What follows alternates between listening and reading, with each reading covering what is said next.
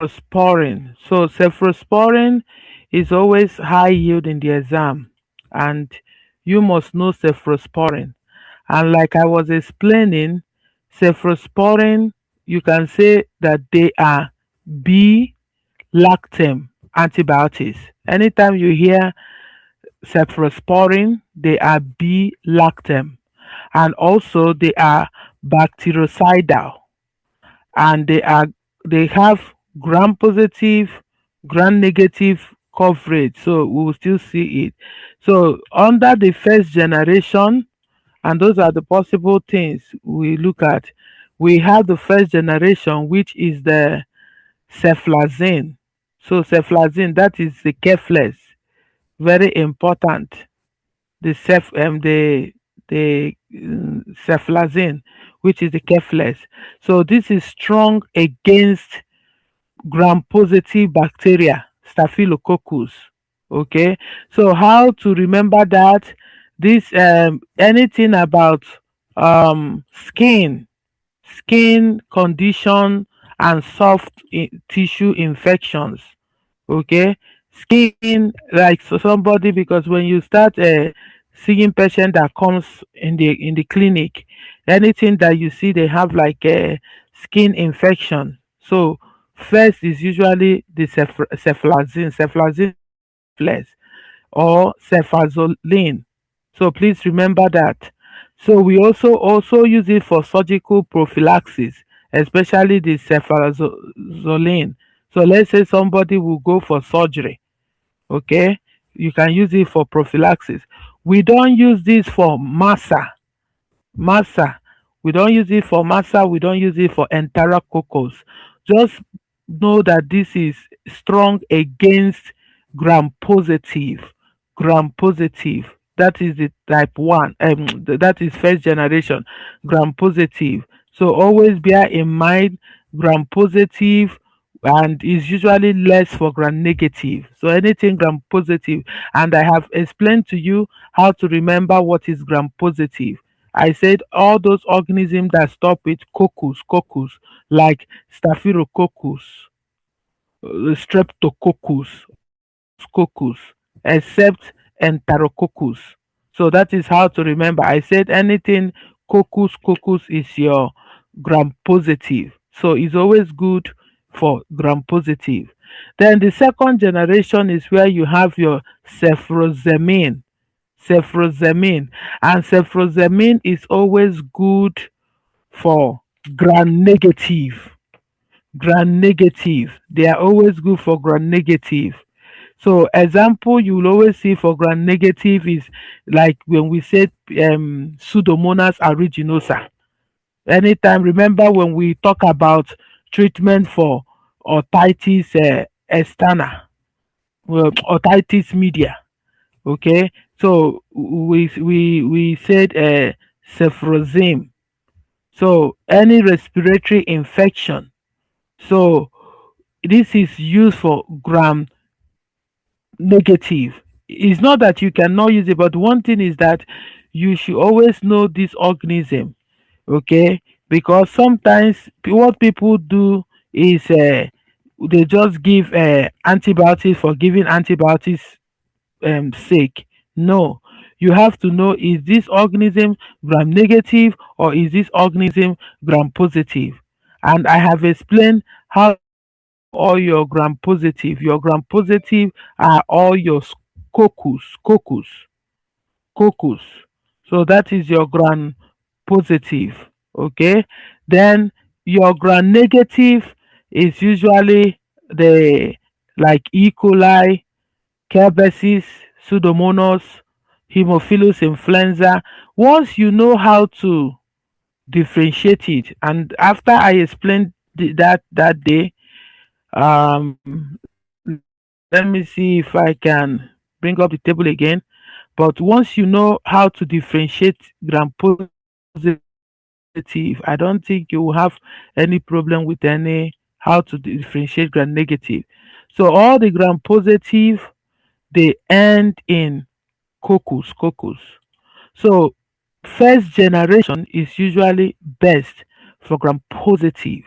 For gram positive. Then all the gram negative is more better. The gram negative is more better for 2. So let me show you what I'm saying. I'm trying to pull it up, but I don't think it's going to. So the gram positive,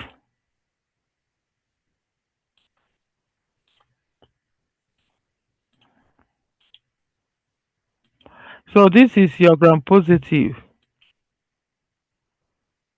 So if you look at all your gram positive, oh, if you look at all your gram positive, you will see that the gram positive, they end in coccus. That was what I was trying to explain. Coccus, coccus, coccus. Sometimes you can use the P in the middle. I use the P in the middle also to remember positive. P for positive. P for positive. But not all of them have P for positive. So that is why I always remember it like the ones that ends in coccus. Okay.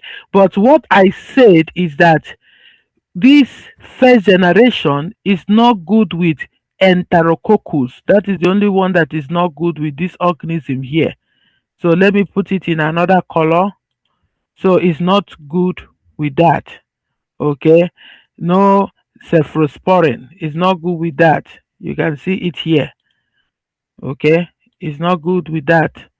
But you have always seen all the time once somebody have UTI, they are not even looking at the organism for the UTI. They just put careless. Careless is good for UTI, but check, is that organism enterococcus. If it's enterococcus, even if you treat it with it, there may not be a positive result. Then the two other organisms are this. They didn't end in coccus, but most of the time, for the exam's sake, all your coccus, we say that you use it for first generation. Okay. Then you go to the second generation. Second generation is mostly gram negative. It's mostly gram negative. So what are the gram negative? Outside these things that we have there, all the other organism, most of the other organisms. So let's see. So this is example.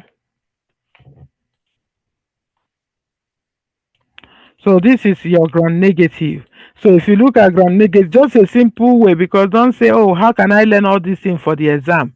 Just a simple way to remember. In all these organisms here, you didn't see anything that ends in coccus. So this is your gram negative.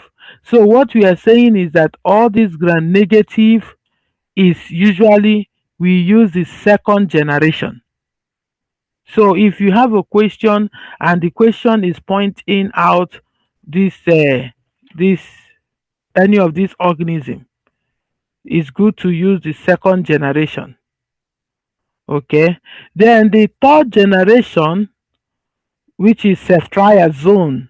Ceftriaxone. Everybody knows about that one. That is the third generation. So in that third generation, we know that it's always good for STD. So anytime somebody have like STD, it's always good for STD and like gonorrhea, meningitis. That third generation is always good for it. But this third generation, which is something like um, the ceftriaxone, is not good for the neonates. We don't give it to children. Then the fourth generation and the fifth generation, we always say is for severe hospital infection. So it's both gram negative, gram positive, negative. So these ones, you don't even need to spend your time here because they are mostly for the hospital. Severe, severe hospitalization. So that's why I said it covers pseudomonas. It covers pseudomonas, but those pseudomonas, eh, people that have severe hospital infection, and it's mostly used in the hospital because it's always injection. This fourth, The same thing with this fifth. This fifth is always covers massa. So if you just make a summary of what I have said, you can say that the first generation is usually for the skin and for the soft tissue. Then the second generation is always for community acquired pneumonia, sinusitis, and otitis media. Okay. And the third generation is mostly for gonorrhea and meningitis, just the one that is mostly for the exam. So at least know this. So that is your cephalosporin. The first generation, the second generation, the third generation. The fourth is always in the hospital, like I said, because it's always injection.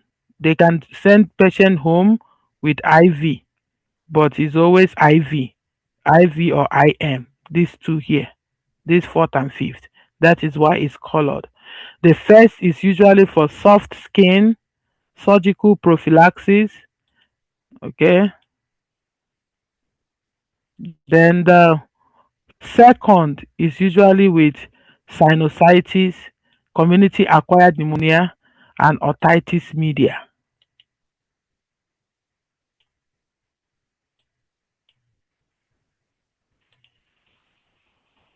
So that is your cephalosporin. Please, cephalosporin is one of the medications you must know for the exam.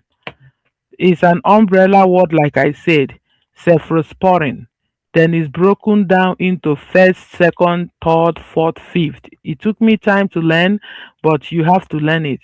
You have to learn what generation is Kefles. Kefles is first generation. Another name for Kefles is ceflazine. That is first generation. Then we have the second generation. The second generation is cefrazime. Okay. Then you have the third, you have the fourth, and you have the fifth.